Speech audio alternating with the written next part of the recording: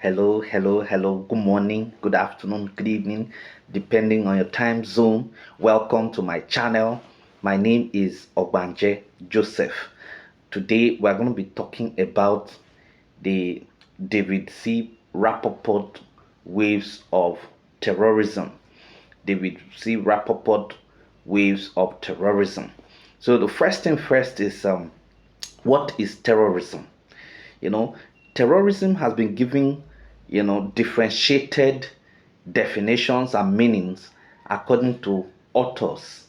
However, however, terrorism can be defined as a calculated and organized, use of subversion, sabotage, and armed conflict to achieve political, religious, and ideological objective. According to the US Department of Defense, terrorism is a calculated use of violence or threats of violence, to inculcate fear intended to coerce or to intimidate governments or societies in the pursuit of goals that are generally political, religious, or ideological. According to the US, according to the UK, according to the UK Terrorism Act of 2000, terrorism is the use or threat of violence to intimidate to intimidate or cause panic, especially as a means of affecting political conduct. So, comprehensively, terrorism is the use of force or violence against non combatants to achieve political, economic, and ideological objectives. And ideological objectives. Okay, so now, although terrorism has actually been around the world for a very long time, it was the terrorist attack on the US on September 11, 2001 that brought about significant global attention to the phenomenon. Now, this is because of the extent of the damage which the attack had on the world superpower. That was hitherto thought to be invincible. Now, the superpower, everybody thought that it was invincible, but the huge number of lives lost are different, are different foreign nationals, involved is actually something to worry about. So, following that event, of course, many scholars actually started coming up, with widespread research on the origin and causes, as well as solution of terrorism. And one of such scholars is, David C. Rapoport. According to Rapoport, you know, the origin of terrorism can be divided into four waves. Okay, now the first wave, according to him, is the anarchist wave. Anarchist wave. According to him, the anarchist wave actually started in 1880s and continued for some 40 years.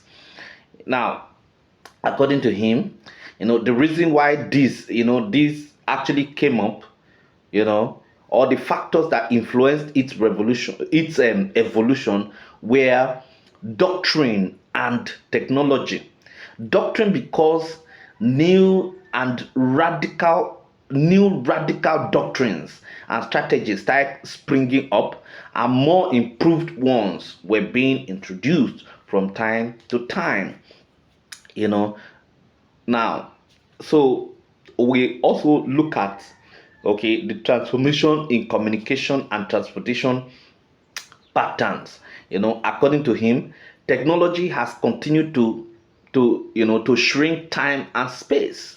And because technology continued to shrink time and space, terrorist groups, in the first wave, resorted to terrorism by the use, by that, and they are better heard and they command respect Okay, so those are just the major things. So majorly at this, at this anarchist wave, it was just, two things that actually influenced the evolution of terrorism.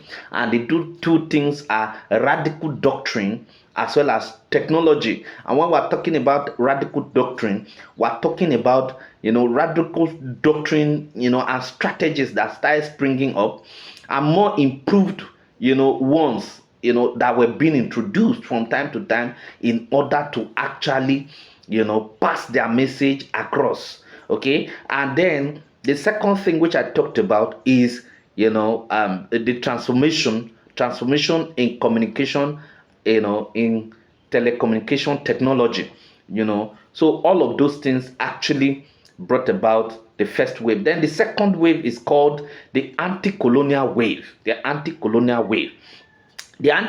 wave began in the 1970s, and by 1960s had largely disappeared. Under this wave, the empires of the defeated state were broken up by applying the principle of self-determination, where independence was not immediately feasible. Territories were understood to be mandates, ultimately, ultimately destined for independence. To pursue this, the colonies started coming up, with several terrorist attacks on the colonial authorities. Now, this wave actually used the tactics. The tactics actually is different in some respects from the first wave. The reason being that at this point, it was actually the use of, asymmetric, warfare through assassination of police, governments, and some other things. There is at this point there is the use of guerrilla tactics like hit and run actions against troops, unlike the first wave. Unlike the first wave, the second wave has to do with anti-colonial struggles. There's actually struggle for legitimacy. These colonial people want their independence, and so because of that, they joined groups, they joined forces, and then they started fighting the colonialists. Okay, so that is actually the second wave. The third wave is, the third wave came up. The third wave is called the new left wave. The new left wave.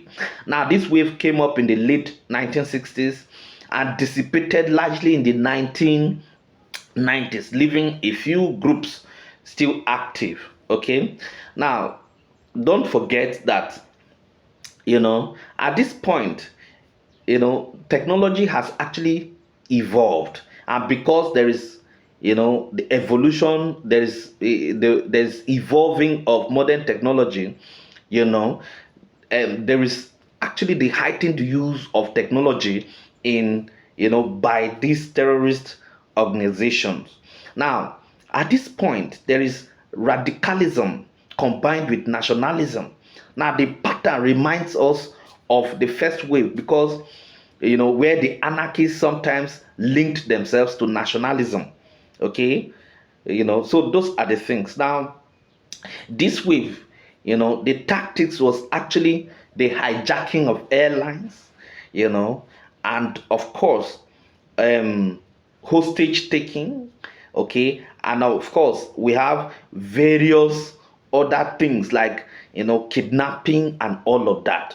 A very good example was the kidnapping of the Italian Prime Minister Aldo Moro by the Red Brigades in 1979. Okay, so that is actually the new left wave. Okay, and I told you it happened. The new left wave actually happened between 1960s and the 1990s. Okay, so the other wave that we are going to talk about is the fourth wave. Now, what is this fourth wave? The fourth wave is called the religious wave. Now, this fourth wave okay, actually began in 1979, and it has been on ground till today. Okay, now the pattern,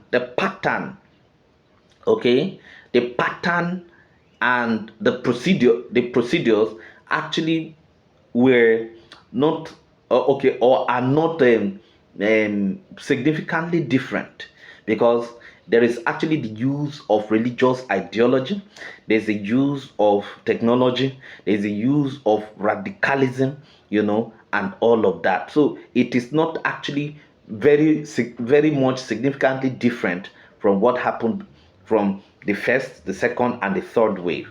Okay, now this fourth wave, okay, this fourth wave is, the only difference is that there is actually justification and organization principles for the new, okay, for this wave. Now you find out that because and the heightened radicalism using Islamic religion is the most important, is the most important thing that actually happens, at this wave. Now, Islamic religion, you know, became like the central religion that was actually used, to back up the terrorist organization. Although we have Buddhism, we have Christians, we have Hindus, and all of that were part of the terrorist groups. But under this, the religious organization that actually is well known with this is the Islamic religion. Thank you very much.